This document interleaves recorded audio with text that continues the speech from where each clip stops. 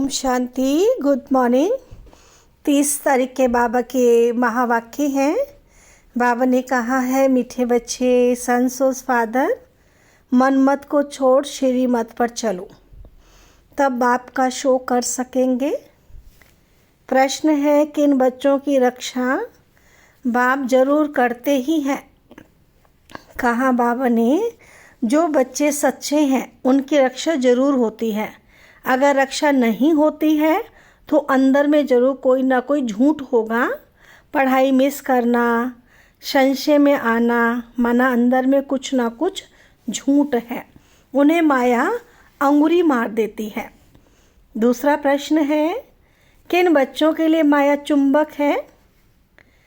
बाबा ने बताया, जो माया की खूबसूरती की तरफ आकर्षित हो जाते हैं उन्हों के लिए माया चुंबक है। श्री मत पर चलने वाले बच्चे आकर्षित नहीं होंगे। ओम शांति। रूहानी बाप बैठ रूहानी बच्चों को समझाते हैं। ये तो बच्चों ने निश्चय किया है, रूहानी बाप हम रूहानी बच्चों को पढ़ाते हैं, जिसके लिए ही गायन है। आत्माएं परमात्मा अलग रहे बहुकाल, सुंदर मेला कर दिया जब सतगुरु मिला दलाल। तो मूल वतन में अलग नहीं रहते हैं, वहाँ तो सब इकट्ठे रहते हैं। अलग रहते हैं तो जरूर आत्माएं वहाँ से बिछुड़ती हैं, आकर के अपना अपना पाठ बजाती हैं। सतो प्रधान से उतरते उतरते तमो प्रधान बनती हैं। बुलाते हैं पतित पावन, आकर हमको पावन बनाओ। तो बाप भी कहते हैं, हम हर 5000 वर्ष के बाद आते हैं। ये सृष्टि का चक्र ही 5000 वर्ष का है। आगे तुम भी नहीं जानते थे। शिव बाबा समझाते हैं तो जरूर कोई तन द्वारा समझाएंगे, ऊपर से कोई आवाज़ तो नहीं करते हैं। शक्ति व प्रेरणा आदि की कोई बात नहीं है।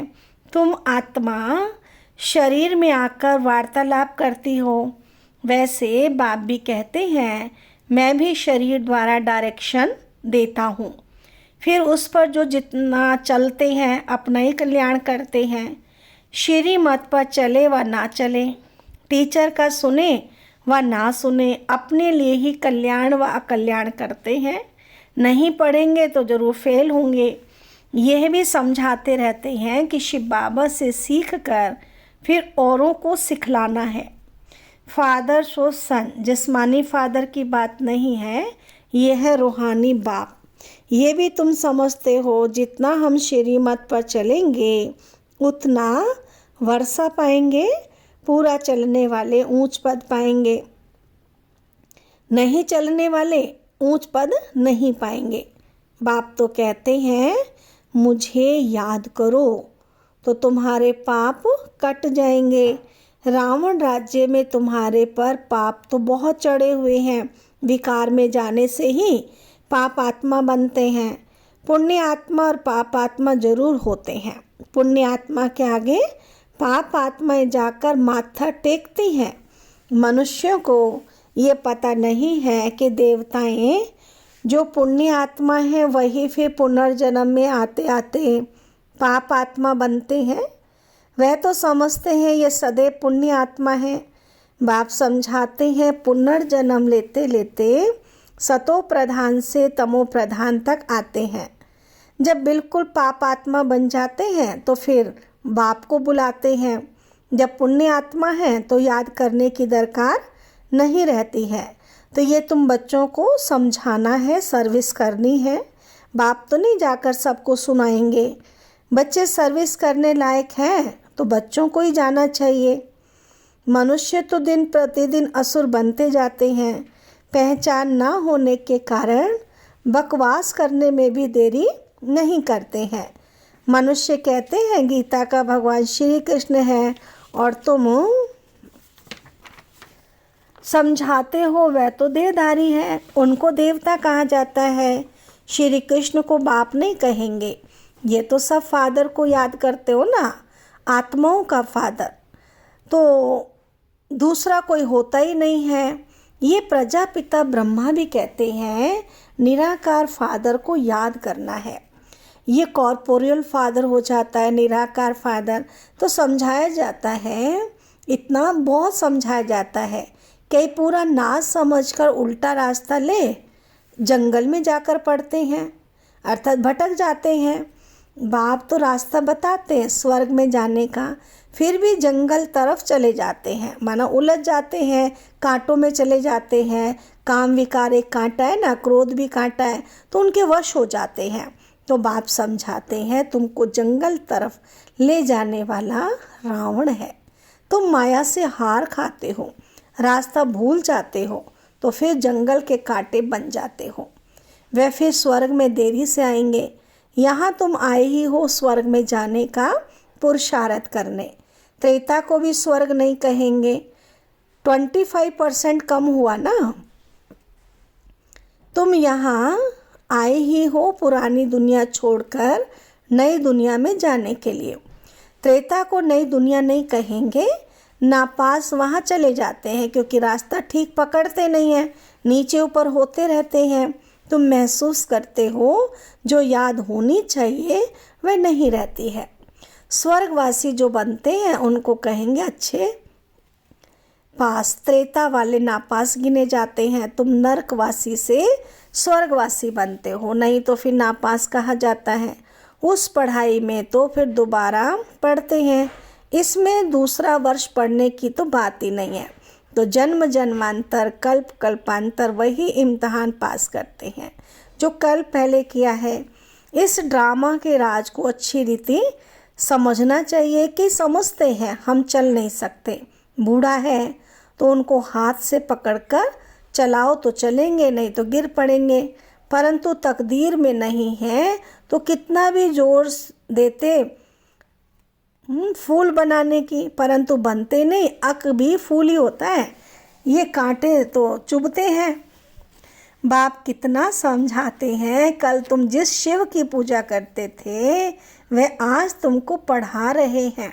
हर बात में पुरुषार्थ के लिए जोर दिया जाता है। देखा जाता है माया अच्छे अच्छे फूलों को नीचे गिरा देती है, हड्ड-गुड तोड़ देती है, जिसको फिर ट्रेटर कहा जाता है।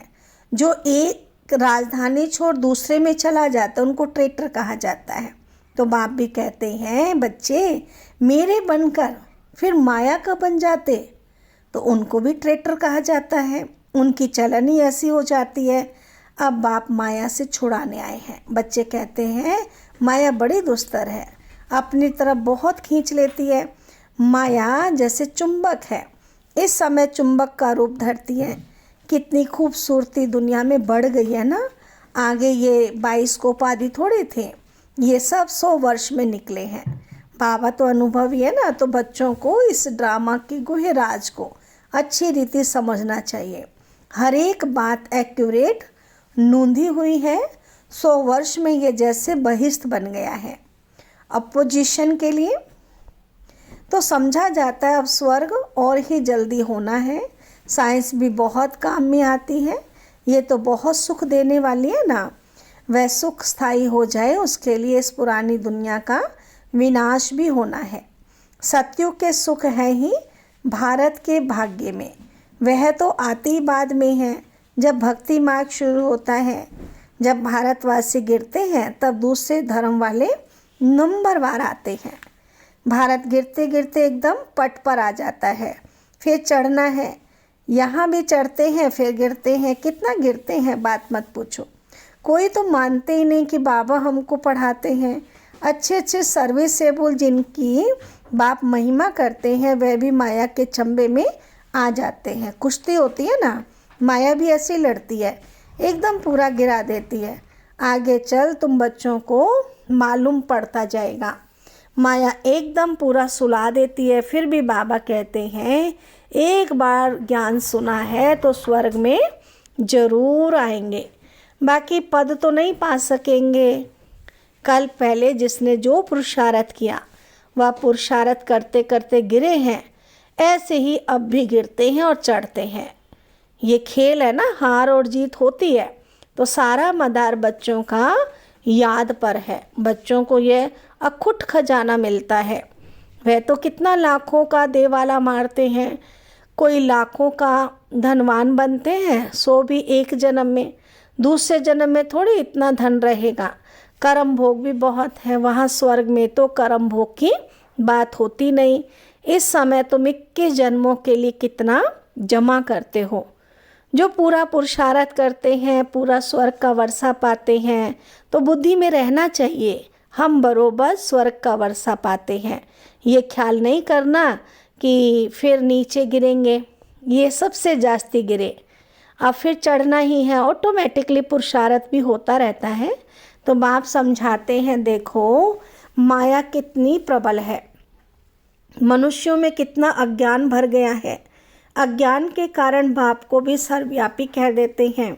भारत कितना फर्स्ट क्लास था, तुम समझते हो हम ऐसे थे, अब फिर बन रहे हैं। इन देवताओं की कितनी महिमा है, परंतु कोई जानते ही नहीं। तो तुम बच्चों के सिवाय तुम ही जानते हो। बेहद का बाप ज्ञान का सागर आकर हमको पढ़ाते हैं, फिर भी माया बहुतों को संशय में ला देती है। झूठ कपट छोड़ते ही नहीं है। तब बाबा कहते हैं सच्चा सच्चा अपना चार्ट लिखो, परंतु देह अभिमान के कारण सच नहीं बताते हैं, तो वह भी विकर्म बन जाता है। सच बताना चाहिए ना, नहीं तो बहुत सज़ा खानी पड़ती है। गर्भ जेल में भी बहुत सज़ा मिलती है। कहते हैं तोबा तोबा, हम फिर ऐसा काम नहीं करेंगे। जैसे किसी को मार मिलती है ना, तो भी ऐसे माफ़ी मांगते हैं। सज़ा मिलने पर भी ऐसे करते हैं। अभी तुम बच्चे समझते हो माया का राज्य कब से शुरू हुआ है। पाप करते रहते हैं, बाप देखते हैं ये इतना मीठे मीठे मुलायम नहीं बनते हैं, ये इतना मीठे मीठे मुलायम नहीं बनते। बाप कितना मुलायम बच्चे मिसल हो चलते हैं। बाबा हम बच्चों के साथ हैं कितना प्यार से चलते, क्योंकि ड्रामा पर चलते रहते हैं। कहेंगे जो हुआ ड्रामा की भाभी, समझाते भी आगे फिर ऐसा ना हो। ये बाप दादा दोनों इकट्ठे हैं। दादा की मत अपनी, ईश्वर की मत अपनी, तो समझना चाहिए ये मत कौन देता है। ये भी बाप तो है ना, बाप की तो माननी चाहिए ना। बाबा तो बड़ा बाबा है ना, इसलिए बाबा कहते हैं ऐसे ही समझो, शिव बाबा ही समझाते हैं। नहीं समझेंगे तो पद भी नहीं पाएंगे। ड्रामा प्लान अनुसार बाप बाप भी है, दादा भी है। बाप की श्रीमत मिलती है। माया ऐसी है जो महावीर पहलवानों से भी कोई ना कोई उल्टा काम करा देती है। तो समझा जाता है ये बाप की मत पर नहीं है। खुद भी फील करते हैं मैं अपनी आसुरी मत पर हूँ।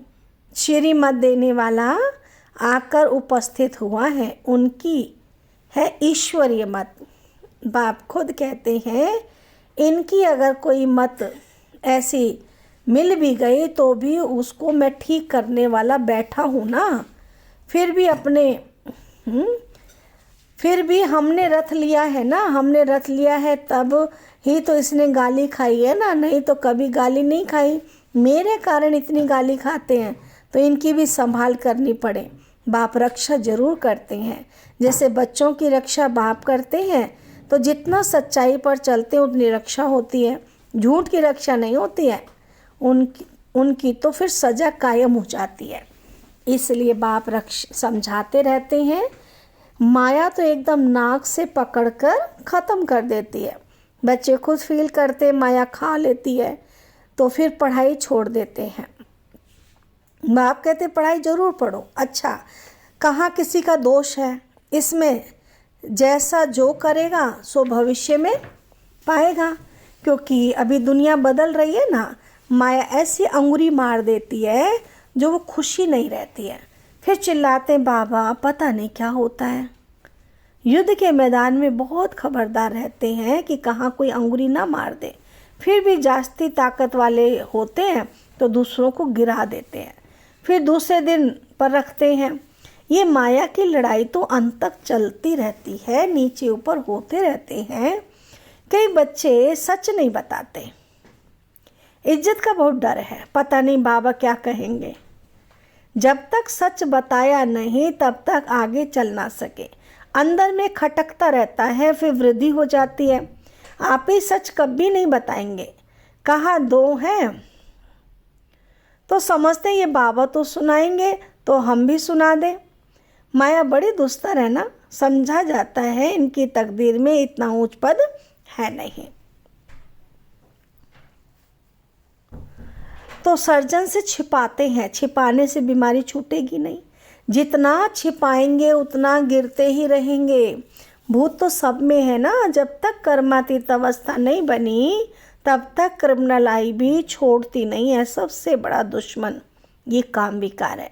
कई गिर पड़ते हैं, बाबा तो बार बार समझाते हैं, शिव बाबा के सिवाय कोई देहधारी की याद नहीं करना। कई तो ऐसे पक्के हैं जो कभी किसी की याद भी नहीं करते। पवित्रता, पतिव्रता स्त्री होती है ना, पतिव्रता स्त्री, उनकी को बुद्धि नहीं होती है। वो सदा पतिव्रता होती है, एक पति की याद में रहती है, वो को बुद्धि नहीं होती है ना। इसलिए बाबा कहते हैं हमें सच्चा सच्चा पतिव्रता, माना हमारा पतियों का पति शिव बाबा है ना, तो मुझ आत्मा को शिव बाबा को ही याद करना है, तो हमारी भी कभी कुबुद्धि नहीं होगी। अच्छा, मीठे मीठे सिकील दे बच्चों प्रति माता पिता बाप दादा का याद प्यार और गुड मॉर्निंग। रूहानी बाप की रूहानी बच्चों को नमस्ते। हम रूहानी बच्चों की रूहानी बाबा को नमस्ते नमस्ते नमस्ते। धारणा के लिए मुख्य सार है, फर्स्ट है हमें पढ़ाने वाला स्वयं ज्ञान का सागर बेहद का बाप है। इसमें कभी संशय नहीं लाना है। झूठ कपट छोड़ अपना सच्चा सच्चा चार्ट रखना है। देह अभिमान में आकर कभी ट्रेटर नहीं बनना है। सेकंड पॉइंट है ड्रामा को बुद्धि में रख। बाप समान बहुत बहुत मीठा मुलायम नम्र बनकर रहना है। अपना अहंकार नहीं दिखाना है। अपनी मत छोड़ एक बाप की श्रेष्ठ मत पर ही चलना है। वरदान बाबा ने दिया है, एक बाप के लव में लवलीन हो। मंजिल पर पहुंचने वाले सर्व आकर्षण मुक्त भाव। डिटेल है, बाप दादा बच्चों को अपने स्नेह और सहयोग की गोदी में बिठाकर मंजिल पर ले जा रहे हैं। ये मार्ग मेहनत का नहीं है, लेकिन जब हाईवे के बजाय गलियों में चले जाते हो, वह मंजिल के निशाने से और आगे बढ़ जाते हो, तो लौटने की मेहनत करनी पड़ती है। मेहनत से बचने का साधन है एक बाप की मोहब्बत में रहो। एक बाप से लव में लीन होकर हर कार्य करो तो कुछ दिखाई नहीं देगा। सर्व आकर्षणों से मुक्त हो जाएंगे। स्लोगन है, अपनी खुशनसीबी का अनुभव चेहरे और चलन से कराओ। अच्छा, ओम शांति।